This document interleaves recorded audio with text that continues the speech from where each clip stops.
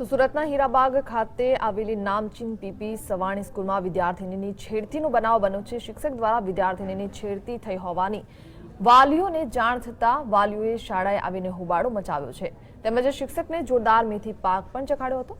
વાલીઓના રોષ બાદ આચાર્યએ શિક્ષકને ફરજ મુક્ત કર્યો હોવાનું પણ મનાય છે। વાલીઓને જોઈ શાળાના શિક્ષકોએ મુકેશને સ્ટાફ રૂમમાં સંતાડી દીધો હતો, જેથી ભારે હોબાળો મચ્યો હતો અને મોટી સંખ્યામાં વાલીઓ અને વિદ્યાર્થીઓ એકઠા થઈ ગયા હતા, જેથી પોલીસ બોલાવવાની ફરજ પણ પડી હતી। દરમિયાન ઉશ્કેરાયેલા વિદ્યાર્થીઓએ સ્કૂલમાં તોડફોડ કરી હતી અને પોસ્ટરો ફાડી નાખ્યા હતા।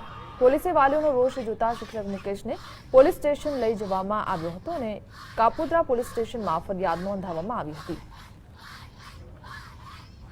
મારી બેબી ક્લાસમાં જ ભણે છે, જે આ બેબી સાથે વર્તન થયું એના જ ક્લાસમાં છે।